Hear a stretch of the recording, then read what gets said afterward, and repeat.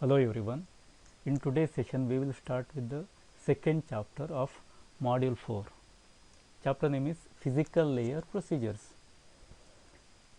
In the previous chapter we have seen the uplink transport channel processing. There we have discussed about channel coding and modulation processing, then shared channels, hybrid ARQ protocol in the uplink channel, etc. In this chapter, we will discuss the physical layer procedures that provide services to higher layers. Okay, these are the various topics of this chapter: hybrid ARQ procedures, then channel quality indicator feedback, precoder for closed loop MIMO operations, uplink channel sounding, buffer status reporting in uplink, scheduling and resource allocation, cell search, random access procedures, power control in uplink. So, for these topics, you need to refer textbook 1, that is Fundamentals of LTE, authored by Arnab Ghosh. And in today's session, we are dealing with the first topic, that is hybrid ARQ procedures. Okay, the physical layer procedures or functions are given here. There are 6 important physical layer procedures which are used to provide services to the higher layers. And here first procedure is hybrid ARQ and channel quality indicator. This hybrid ARQ is used for reliable communication, and a channel quality indicator, it gives channel quality information or signal to noise ratio for downlink and uplink. Then the second procedure is dynamic channel dependent scheduling and MIMO transmission. So, here it includes both open loop and closed loop MIMO modes. And the third procedure is pre-coding for MIMO closed loop operations. Then we have the rank indicator and precoder matrix indicator feedback. So, this is mainly used to support the different MIMO modes and enable dynamic switching between them. And then next fifth one is cell search and random access procedures. And the last one, sixth procedure, is power control in uplink. So, it is used primarily to control intercell interference. Okay, first topic is hybrid ARQ feedback or HARQ feedback. This HARQ protocol is used to improve the transmission reliability, and in this HARQ, automatic repeat request is combined with forward error correction. So, both coding and automatic repeat request is included here. And there are two methods of HARQ protocol. First type is asynchronous adaptive HARQ protocol, and the second type is synchronous adaptive HARQ protocol. We will discuss this one by one. Okay, first type is asynchronous adaptive HARQ protocol, and this protocol is used by downlink transmission. For this, the retransmissions are scheduled in a similar fashion to the first transmission. That is, the transmission time interval TTI and resource allocation for the retransmission is dynamically determined by the scheduler.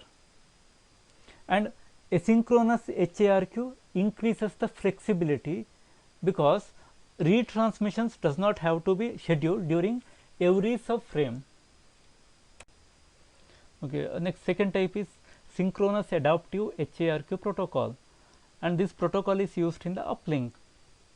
For this, the retransmissions are automatically scheduled after a certain time window, and it generates lower overhead as it does not need to include HARQ process ID in the outgoing data. That means, the user equipment does not send the HARQ process number, and always works in cycle even if no resources are allocated during a specific subframe, which means that the first process will repeat itself after every 8 millisecond. So, 8 transmission time intervals are considered here. Therefore, after every 8 millisecond the first process will repeat. Okay, next we will discuss the HARQ feedback for both uplink and downlink transmission. First here let us consider HARQ feedback for downlink transmission. So, for HARQ transmission in the downlink, user equipments need to feedback the associated acknowledgement or negative acknowledgement information on physical uplink control channel or physical uplink shared channel. One acknowledgement or negative acknowledgement bit is transmitted in case of single code word downlink transmission, while two acknowledgement or negative acknowledgement bits are transmitted in case of two code word downlink transmission. Therefore, number of acknowledgement or negative acknowledgement bits depends on how many code words are transmitted in the downlink. Next, the procedures used in the HARQ feedback for frequency division duplex mode are given here. First procedure is user equipment transmits HARQ acknowledgement in subframe N for a physical downlink shared channel transmission in subframe N-4. So, when user data or higher layer signaling is transmitted in subframe N-4, then acknowledgement is transmitted in subframe N. Both HARQ acknowledgement and scheduling request SR are transmitted in the same subframe. For example, you consider physical uplink control channel formats 1A and 1B. These formats are used to transmit HARQ acknowledgement or scheduling request without channel quality indicator. So, consider this case. Here user equipment transmits the HARQ acknowledgement on its associated HARQ acknowledgement physical uplink control channel resource for a negative SR transmission, and user equipment transmits the HARQ acknowledgement on its assigned SR POCCH resource for a positive SR transmission. Therefore, both HARQ acknowledgement and scheduling requests are always transmitted in the same subframe. Next, we will see what are the procedures followed by time division duplex mode. In this case, in time division duplex mode, HARQ reporting is different from the frequency division duplex mode. So, here two acknowledgement negative acknowledgement feedback modes are supported by higher layer configurations. First one is acknowledgement negative acknowledgement bundling using physical uplink control channel format 1A or 1B. This is the default mode. This consists of 1 or 2 bits of information. Then the second mode is acknowledgement negative acknowledgement multiplexing using physical uplink control channel format 1B. This consists of 1 to 4 bits of information. So, number of information bit is from 1 to 4. In time division duplex, the delay between the transmission and the HARQ acknowledgement negative acknowledgement, it depends on both the time division duplex configuration and the subframe in which the data was transmitted. Next, the feedback of HARQ acknowledgement in the uplink subframe N corresponds to the detection of the physical downlink shared channel transmission within subframe N-K. Here the parameter or index k is different for different uplink downlink configurations and different subframe. So, this uplink downlink configuration, subframe number and the value of index k, it is given in this table. Here we can see that for some uplink downlink configurations and in some subframe, more than one acknowledgement are required. So, multiple acknowledgement up to a maximum of 4 is required here. For example, for TDD configuration 1 and subframe 2, right, TDD uplink downlink configuration 1 and subframe number n equal to 2. For this case, 2 acknowledgements are required. This is indicated in the table. So, 7 and 6 are the value of k. Then for TDD configuration 4 and subframe 3. So, for this case up to 4 acknowledgements are required. So, here you can see that 6, 5, 4 and 7 are the k values. So, all the corresponding index k for TDD UL DL configuration and subframe n, it is given in the table. Just go through it.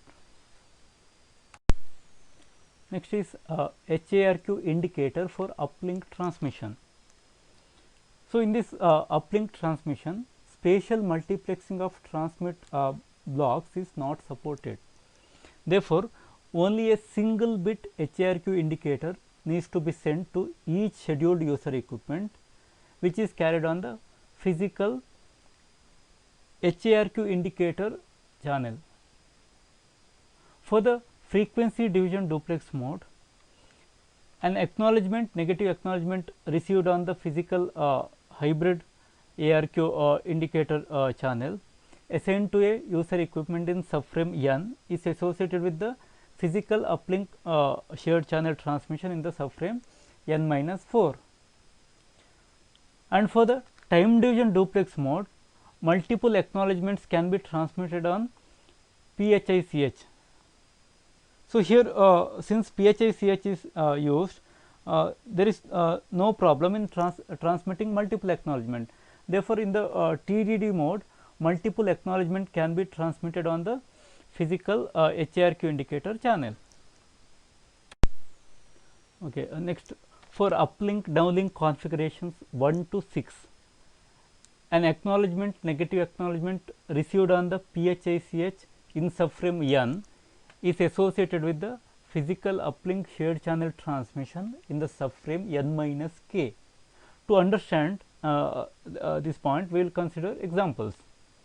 So, consider uplink downlink configuration as 1.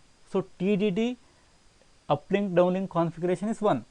Then physical uplink shared channel transmission occurs in subframe 2.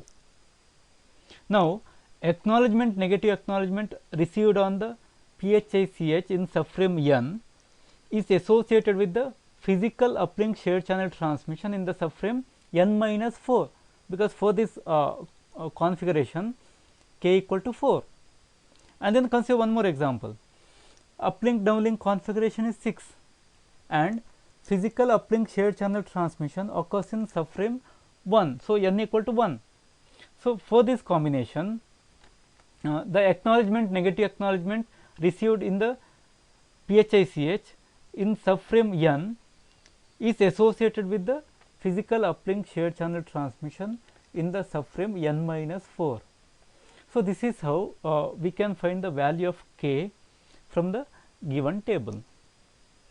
And for time division duplex with uplink downlink configuration 0, there are two cases. If there is PUSCH transmission in subframe 4 or 9, an acknowledgement, negative acknowledgement received on the PHICH in subframe n is associated with the PUSCH transmission in the subframe n minus 6. So, as you can see from the table, here k equal to 6 for subframe n equal to 4 and n equal to 6, sorry, n equal to 9. And otherwise, for the remaining subframes, an acknowledgement, negative acknowledgement received on the PHICH in subframe n is associated with the PUSCH transmission in the subframe n minus k. So, again you need to find the k value from the table for a given TDD uplink downlink configuration and subframe number. Okay. So, in today's session, we have discussed about HARQ feedback for downlink transmission and uplink transmission. The remaining topics of this chapter we will discuss in the next sessions. Thank you.